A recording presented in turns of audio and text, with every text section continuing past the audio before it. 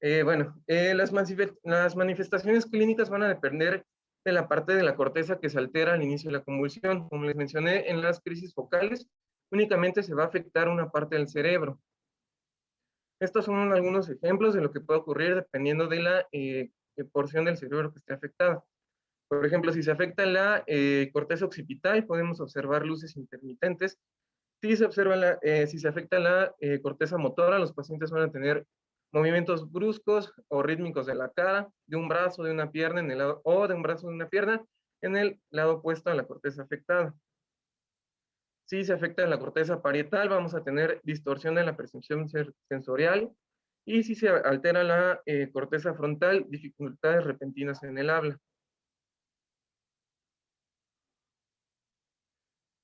Y bueno, como les mencioné, el aura es una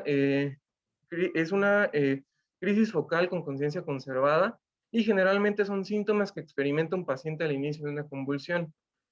Eh, Son crisis focales lo suficientemente fuertes para causar síntomas, pero que no pueden interferir en el estado de la conciencia. Hay una lista enorme de alteraciones que pueden tener. Estas son las principales que se pueden encontrar.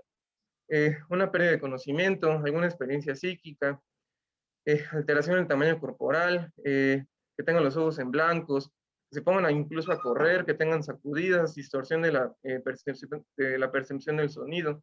Incluso tener un déjà vu puede ser una crisis focal, distorsión de la percepción del sonido, mareo, morderse la lengua, dificultad para caminar, necesidad de orinar o defecar.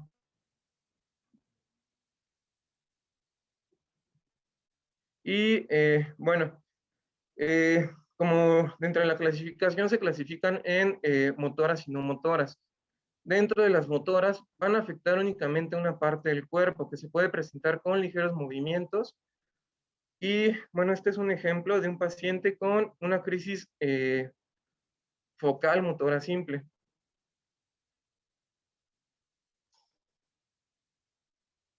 Se ve un poquito feo, pero sí se alcanza.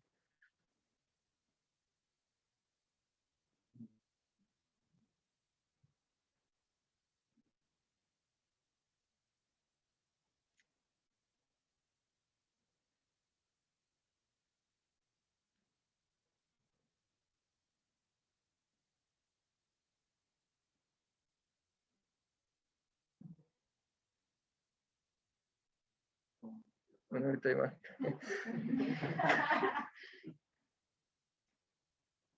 Bueno, como pueden ver, empieza a mover la mano y no tiene alteraciones del estado de la conciencia, y únicamente tiene una afección motora de una única parte del cuerpo.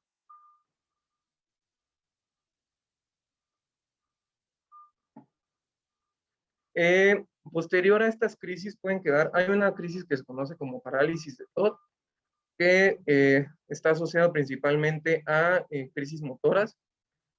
Posteriormente a presentar una crisis, pueden quedar con alteraciones neurológicas que pueden ir recuperándose lentamente, como disminución de la fuerza o parestesias.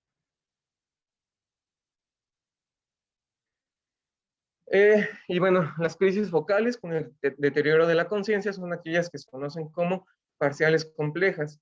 En estas, los pacientes parecen estar despiertos, pero no van a interactuar con el ambiente y no van a responder normalmente a instrucciones o preguntas. Pueden mirar al vacío y permanecer inmóviles o participar en comportamientos repetitivos.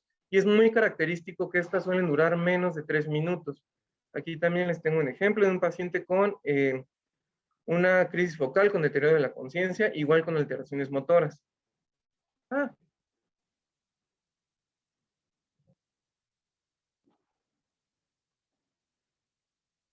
Ahí inicia la crisis y como ven, él empieza a tener movimientos repetitivos. Y él, aunque le hablen, es capaz de interactuar ya con el medio.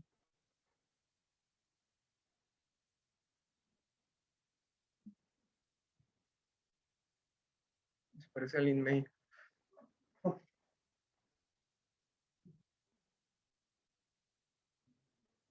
Y bueno, eso es en cuanto a las crisis focales. Las crisis generalizadas Va a ser muy común y el más característico va a ser las crisis tónico-clónicas generalizadas, que anteriormente se conocen como gran mal o grandes convulsiones motoras, y van a tener 4 fases. El aura generalmente no la van a presentar, van a tener una fase tónica, que va a ser una pérdida repentina del conocimiento, una pérdida de la postura con alto riesgo de autolesión, breve flexión de brazos, ojos desviados hacia arriba, una extensión de espalda, cuellos, brazos y piernas, un grito involuntario, esto por la contracción del diafragma, incluso llegan a tener un llanto que se conoce como llanto epileptiforme, una respiración superficial que puede causar cianosis y temblores que van a ir progresando más lentamente hasta la fase clónica. La fase clónica va a presentar contracciones breves, violentas y generalizadas de los flexores, que se alternan con relajación muscular, cianosis y secundaria una respiración superficial. Tienen la posibilidad de morderse la mejilla o la lengua, salivación espumosa, pérdida de control de esfínteres y una inspiración profunda al término de la fase. Y la fase postictal va a ser muy variable. Va a haber un dolor de cabeza, confusión leve, músculos adoloridos y fatiga. Y el tiempo de recuperación va a ser variable, pero generalmente ocurre entre los 5 a 10 minutos. Aquí están esquematizadas las fases. La fase tónica, donde podemos ver la contracción de los músculos, la flexión de los brazos, la cianosis, el llanto epiléptico que les mencionaba, y puede haber el grito por la contracción del diafragma, perdón. Ya en la fase clónica vamos a persistir con la cianosis, puede haber pérdida en el control de esfínteres y las contracciones involuntarias. Y más adelante, pues, el estado postictal, que se va a asemejar mucho a un estado de estupor. Este video me gustó mucho porque se ven muy bien todas las fases.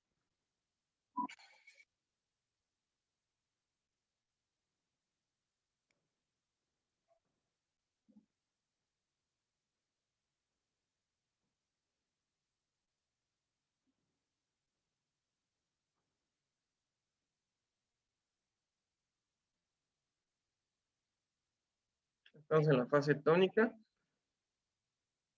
la flexión de brazos,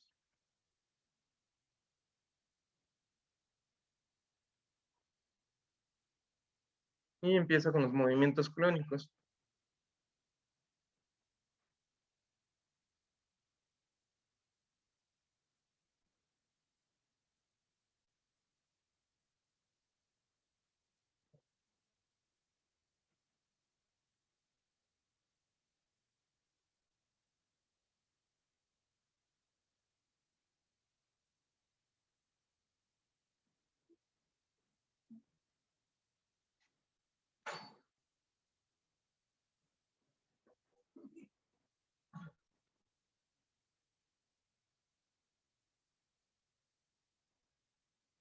Y bueno, posteriormente ya viene la fase postictal.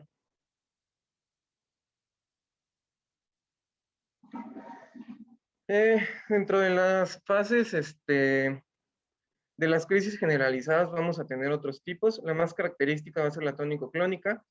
Las demás van a ser la crisis de ausencia, que se da principalmente en niños, la convulsión clónica, que únicamente van a tener contracciones musculares, una convulsión mioclónica, que van a tener contracciones involuntarias, sobre todo de miembros superiores, convulsión tónica generalizada y una convulsión atónica, donde van a perder el control donde va a haber una relajación muscular completa.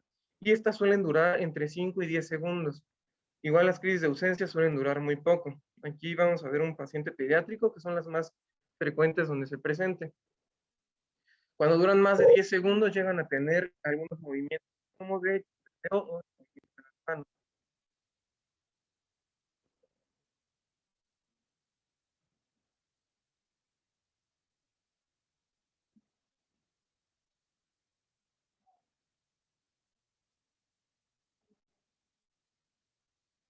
Y normalmente no tienen estado postictal. Es una convulsión mioclónica donde vamos a ver el movimiento de los miembros superiores. Ay.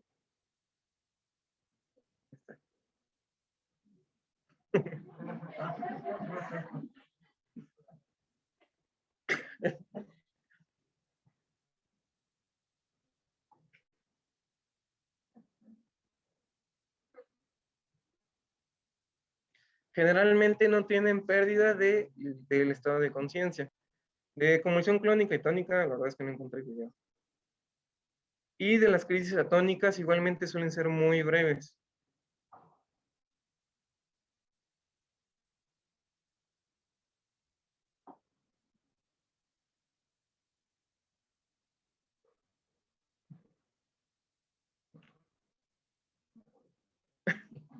Igual, normalmente no suelen tener estado postictal. Sí. Y bueno, en cuanto a etiología, vamos a tener múltiples causas, pero generalmente se dividen en dos. Las crisis sintomáticas agudas, que van a tener dos orígenes, las cuales van a ser las agresiones directas al cerebro, con un AVC isquémico o hemorrágico, en particular hemorragias lobares, hematomas subdurales, hemorragia subaracnoidea, trombosis venosa cerebral, traumatismo craneoencefálico, eclampsia, lesiones hipóxico-isquémicas, abscesos cerebrales y meningitis. Y afecciones que no afecten directamente el sistema nervioso central, vamos a encontrar la enfermedad, alguna enfermedad médica aguda, alteraciones metabólicas o ingestión o abstinencia de sustancias. Ahorita les voy a hablar un poquito más de eso. Dentro de las alteraciones metabólicas, estas son las principales, donde encontramos la hipoglucemia.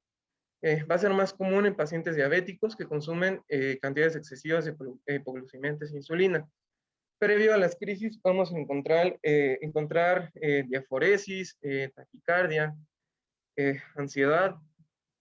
En hiperglucemia, que va a ocurrir generalmente en adultos mayores, y va a estar caracterizado por convulsiones motoras focales. Hiponatremia, generalmente cuando es un descenso rápido de los niveles de sodio. Va a haber convulsiones tónico-clónicas y van a tener un alto riesgo de mortalidad ya cuando llegan a convulsiones.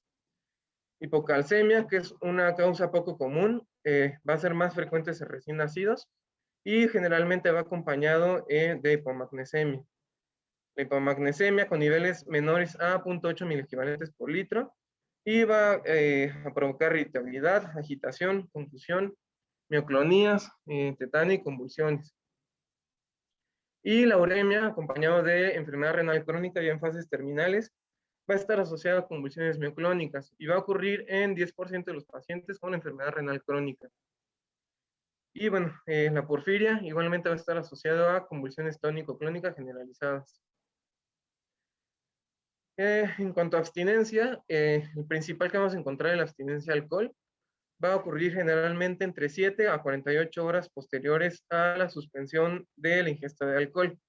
E intoxicaciones por drogas. Dentro de las principales se va a encontrar la intoxicación por cocaína y anfetaminas. Bueno, esta tabla la saqué de UpToDate. Son los medicamentos que están asociados a crisis convulsivas. Entre los más importantes que vamos a encontrar es el metrotexate, el interferón alfa, dentro de las medicamentos oncológicos. Dentro de los antimicrobianos vamos a encontrar los carbapenémicos, las cefalosporinas y las fluoroquinolonas. Dentro de los agentes hipoglicemiantes, cualquier medicamento que cause hipoglicemia y que sea mal controlado, sobre todo en adultos mayores, puede causar una crisis convulsiva. Inmunosupresores como la cefalexina, la ciclosporina y el microfenonato, igual con el tacrolimus, y medicamentos psiquiátricos, principalmente los antipsicóticos. Drogas pulmonares, que bueno, ya casi no se usan, como la minofilina y la teofilina, y drogas estimulantes, como las anfetaminas.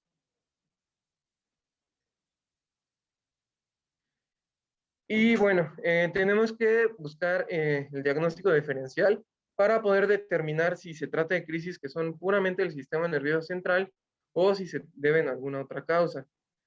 Es mucho texto esta tabla, pero viene explicado qué es lo que tenemos que buscar en cada diagnóstico diferencial. Como ya les había mencionado, una conmoción focal Los síntomas van a depender de la ubicación del cerebro.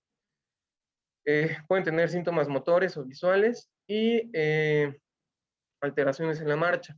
Generalmente duran menos de 2 minutos y va a ser muy difícil determinar la fase ictal de la postictal.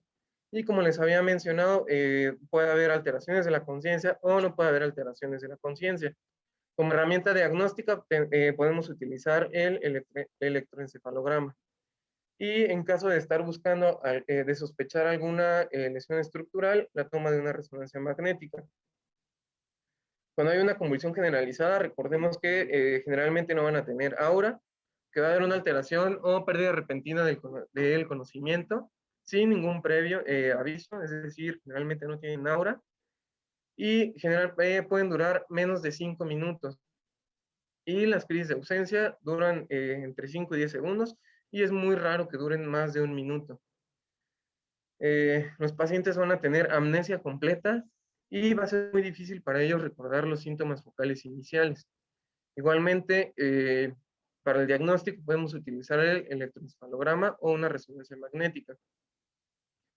Una convulsión psicógena no epiléptica se va a caracterizar por una actividad motora asincrónica, fluctuante, a menudo con el cierre de los ojos. Recordemos que en una convulsión generalizada va a haber una desviación de la mirada, va a haber movimientos de la cabeza o cuerpo de lado a lado, un empuje pélvico. Es muy común que ocurra frente a un testigo y posteriormente no va a tener estado postictal. Y es muy raro que se muerdan la lengua. Rara vez duran menos de 1 minuto y pueden durar más de 30 minutos. Y bueno, ya las herramientas diagnósticas van a ser variables, pero sin embargo es necesario descartar que se trate de algún problema del sistema nervioso central. El síncope va a ser muy difícil diferenciarlo de por ejemplo, de una crisis generalizada atónica. Va a ser una pérdida transitoria del conocimiento, donde va a haber una pérdida de tono postural. Puede haber un pródromo, que va a ser el mareo, sensación de calor o frío, incluso palpitaciones, y pueden llegar a ocurrir sacudidas miclónicas o posturas tónicas. Generalmente dura de 1 a 2 minutos y es muy característico, y lo que lo puede llegar a diferenciar es que el paciente puede recordar los síntomas prodrómicos, ya sean las palpitaciones, el mareo, la sensación de falta de aire. Y bueno, igualmente se tiene que descartar que sea de algún origen del sistema nervioso central, pero generalmente se tiene que tomar un electrocardiograma o un ecocardiograma cuando ya se tenga alguna enfermedad preexistente. El ataque isquémico transitorio va a ser una pérdida rápida de la función neurológica. Recordemos que tienen que generalmente revierten en menos de 1 hora. Y los síntomas van a depender del territorio vascular, pero van a ser típicamente negativos. Es decir, va a haber debilidad, entumecimiento, afasia y pérdida visual. Y la intensidad suele ser máxima al inicio y la recuperación va a ser variable.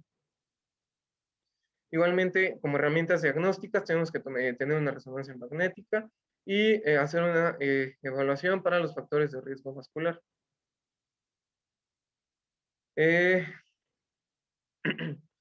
La migraña que presenta que presenta aura van a ser síntomas neurológicos positivos y frecuentemente son visuales o sensoriales. El evento puede durar hasta 1 hora y bueno, como herramientas diagnósticas tenemos que preguntar si hay antecedentes personales o familiares de migraña.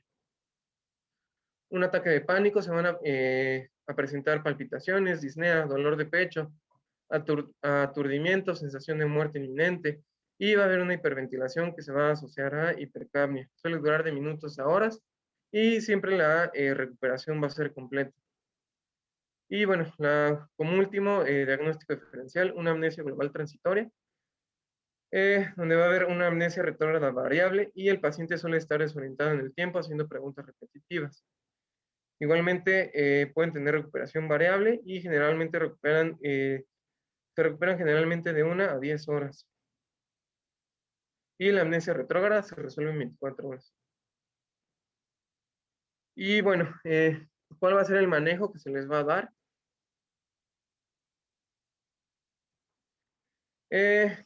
La mayoría de las convulsiones remiten espontáneamente, sobre todo las que se presentan como de primera vez, y no van a requerir de administración rápida de benzodiazepinas o medicamentos anticonvulsivos, sobre todo si el estado postictal dura menos de 5 minutos. Sin embargo, cuando llega un paciente de primera vez, se debe de asegurar una línea IV para poder administrar medicamentos parenterales. Y se debe investigar cualquier causa metabólica o infecciosa. Y bueno, el estatus epiléptico lo vamos a definir como convulsiones que duren más de 5 a 10 minutos o convulsiones clínicas en serie sin un retorno interictal en la conciencia.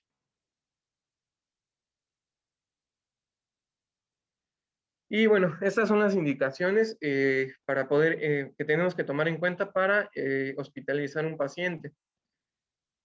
Como les había mencionado, pacientes que presenten una primera convulsión asociada a un estado postictal prolongada, o que tengan una recuperación incompleta posterior a alguna crisis o una lesión grave relacionada a una convulsión, o que esté documentado una enfermedad o lesión neurológica que requiere evaluación y tratamientos adicionales. Como ya les había mencionado, la mayoría de los pacientes con una primera convulsión no provocada que ha regresado a su línea de base clínica y tienen estudios de inicio normales, pueden ser dados de alta con seguimiento ambulatorio, pero siempre se tiene que descartar que no sean problemas del sistema nervioso central.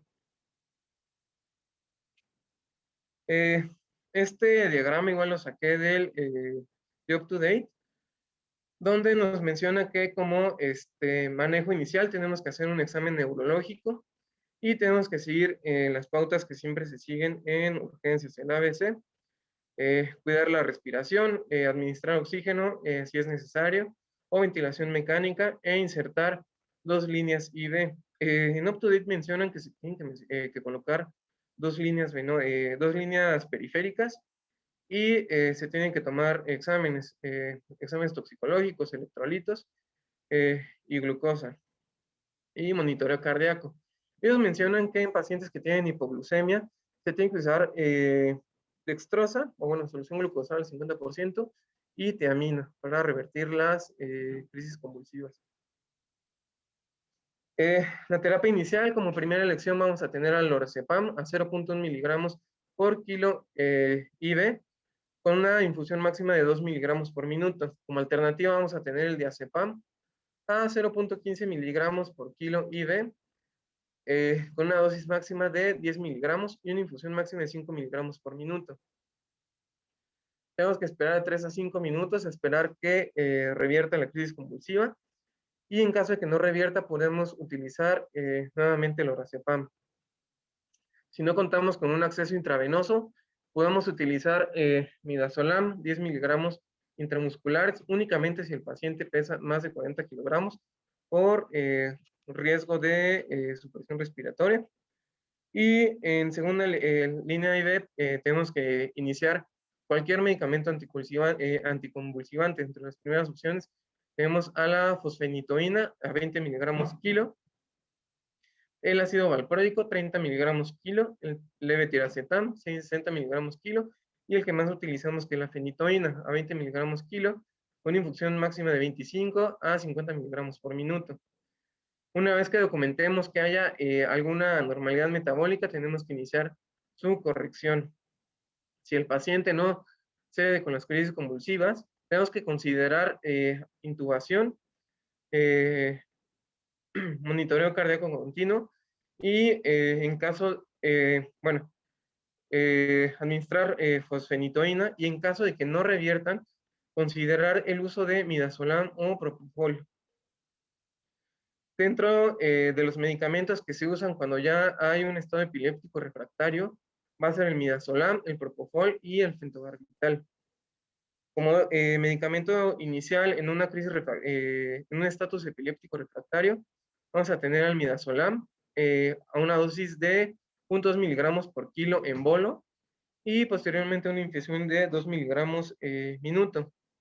La infusión se debe iniciar a 0.1 miligramos kilogramo hora y administrar, y titularlo conforme a la respuesta del paciente. La infusión máxima que tenemos que llegar es a 3 miligramos kilo hora. y se tiene que continuar con la terapia por 24 horas una vez que las convulsiones se detengan. Si después de 45 a 60 minutos estas no ceden, tenemos que escalarlo a Propofol. El Propofol se va a iniciar a una infusión de 1 a 2 miligramos kilo minuto, e igual se va a administrar a dosis respuesta, llegando a una dosis máxima de 10 a 12 miligramos kilo hora. Igual si se detienen, se va a continuar con esta misma terapia durante 24 horas, pero si durante 45 a 60 minutos las crisis convulsivas no ceden, se tienen que administrar fentobarbital. Durante la administración de estos medicamentos se tiene que tener monitoreo cardíaco continuo y el uso de vasopresores en caso de ser necesario. Ya el fentobarbital se va a iniciar a una dosis inicial de 5 miligramos por kilo durante 10 minutos y repetirlo las veces necesarias hasta que las crisis convulsivas se detengan. Posteriormente, se tiene que dejar una infusión de fentobarbital de 1 a 5 miligramos kilo hora durante 24 horas y iniciar, y al mismo tiempo se tiene que hacer manejo con un medicamento anticonvulsival de primera línea, como el levetiracetam, ácido valproico o el levetiracetam. Y bueno, este es el manejo que se les debe dar a todos los pacientes que presenten crisis convulsivas. Como ya les había mencionado, pacientes que presenten crisis convulsivas de primera vez, que tengan un estadio postictal corto con recuperación completa, pueden ser dados de alta con seguimiento en consulta externa, y aquellos que se van a hospitalizar van a ser aquellos pacientes que tengan crisis convulsivas de repetición, que entren en un estado epiléptico o que no tengan una recuperación completa en el estado postictal o el estado postictal sea prolongado. Y bueno, sí, bueno, ¿dudas o preguntas?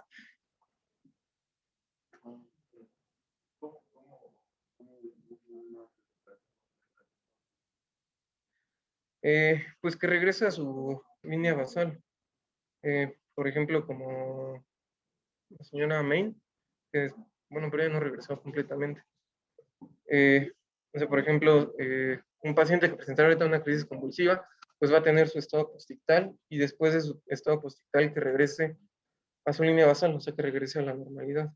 En caso de no regresar a la normalidad, que tenga disminución del estado de la conciencia o tenga alguna otra sintomatología neurológica, pues se tiene que estudiar para ver que no tenga alguna otra lesión.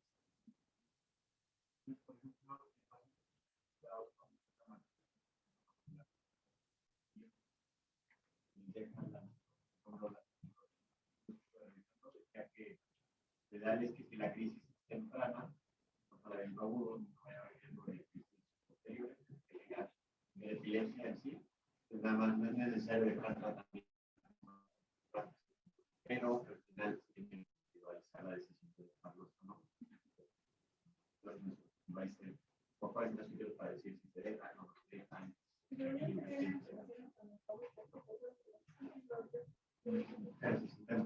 son tempranos, el tiempo de recuperación no es.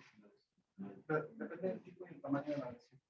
Si tienes un traumatismo, si tienes una imagen, alguna lesión que potencialmente te puede generar un hematoma grande en lo que entra a la cirugía, una lesión penetrante. Porque básicamente son muy grandes las lesiones y el riesgo de que persistan las lesiones es despejar. Entonces es un traumatismo leve, la abuelita que se cayó, le dio un guamazo, presentó una crisis. Ahí no tiene indicación. O sea, no es una situación de que todos los traumatismos van a quedar, que aparte responden de le tienes que dejar el potencial. Depende de la lesión que tengas. Tienes lesión, no tienes una lesión evidente, alguna implicación clara de pero grande es ya después de que presente la primera crisis, o se deja de forma práctica también. No, es una lesión, es una práctica bien común. En las urgencias llegan como y es así como lo pasó y no es adecuado. Y y a no ser que presente una crisis. Ahora, ¿cuál es la probabilidad de que se repita una crisis en un paciente que nunca ha tenido crisis? Es rarísimo, es rarísimo. Entonces, no hay indicación de dar terapia diferencial.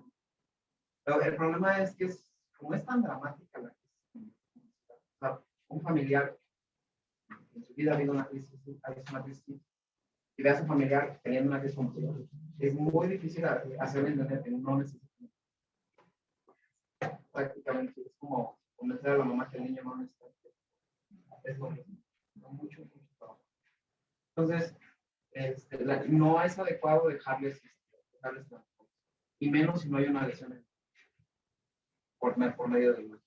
Pero si tardía, es una crisis de aparición tardía a una lesión cerebral. Ahí sí se podría considerar de forma crónica. Sí, de hecho, cuando hay una lesión ya subyacente, ya se considera como alto riesgo que tengan.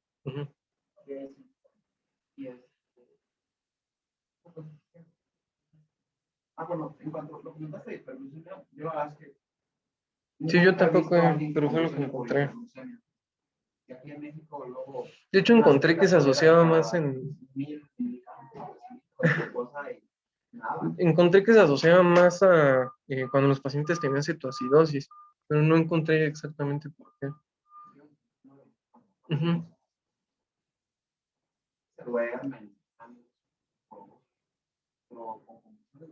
Lo que es, yo creo que lo más frecuente es la hipoglucemia.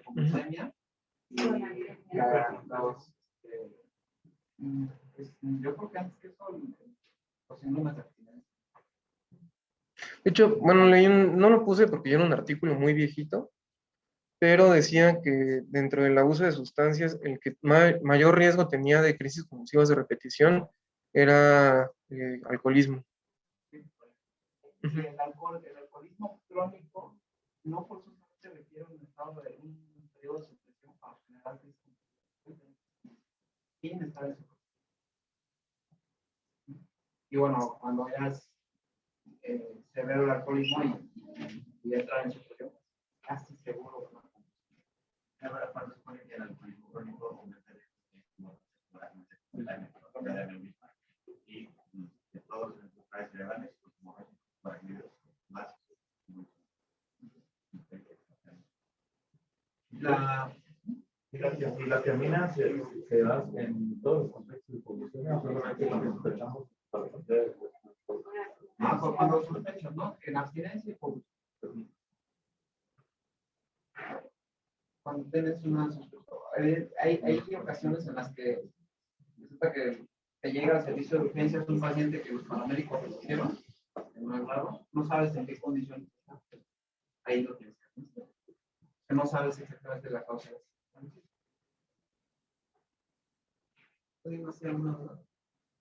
Les acabo de mandar ahorita el continuum de epilepsia hace 2 años. Prácticamente se ha tratado el estado del arte de la epilepsia, donde viene todo. Quizá hubiera sido un poquito bueno, Oscar, tratar o mencionar las principales características de una electroencefalograma.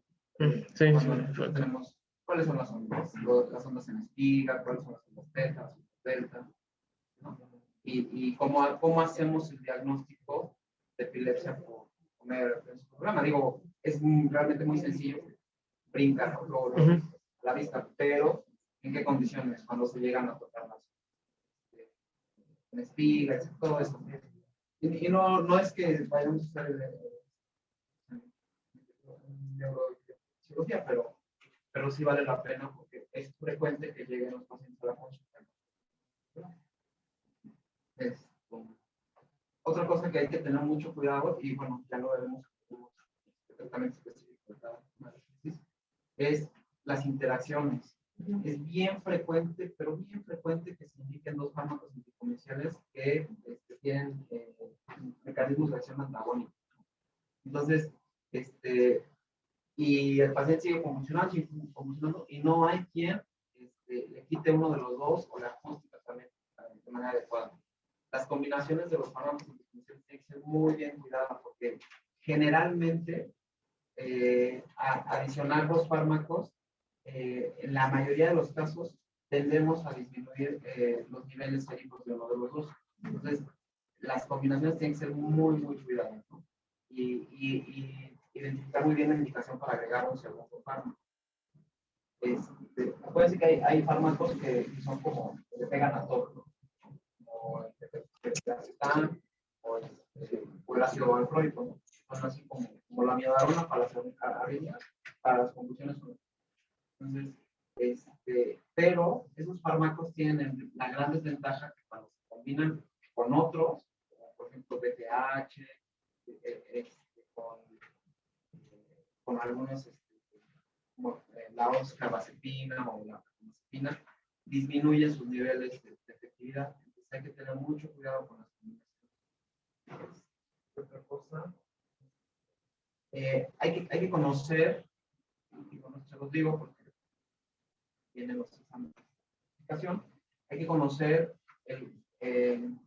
cómo se clasifican los fármacos anticomerciales. Hay fármacos anticomerciales de primera, segunda, tercera, cuarta línea, y fármacos abortivos y fármacos para estado de epilepsia. ¿De acuerdo? Entonces, es importante identificar 2 o 3 fármacos de cada línea, ¿no? Y en qué momento se debe progresar la terapia. Otra cosa.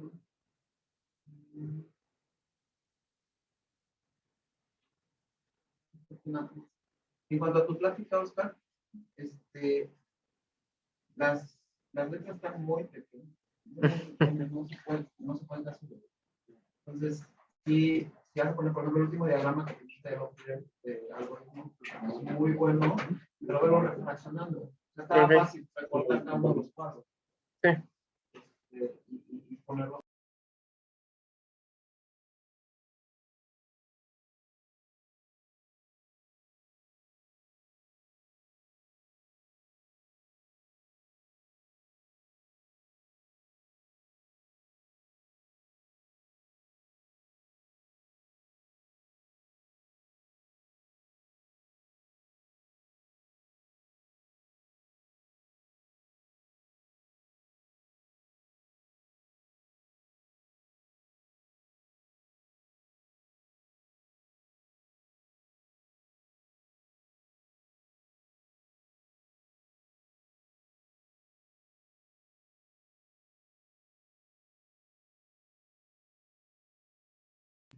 Entonces, una vez resuelto el problema, pues ya puedes. Pero bueno, por ejemplo, más o menos que no es quirúrgico.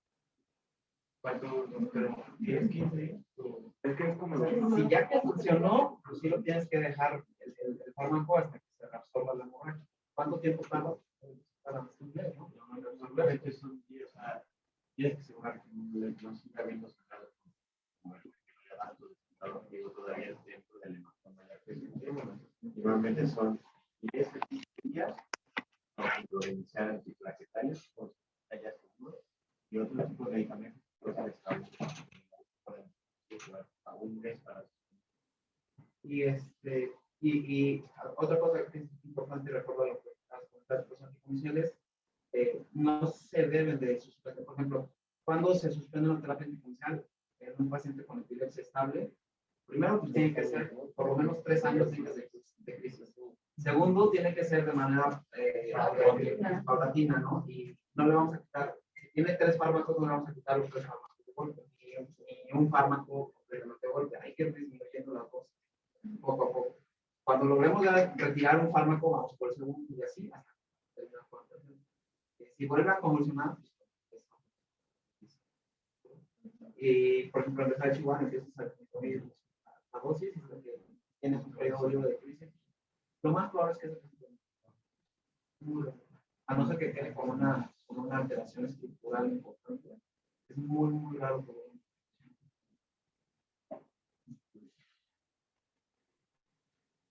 ¿Algo más? ¿No? Muy bien.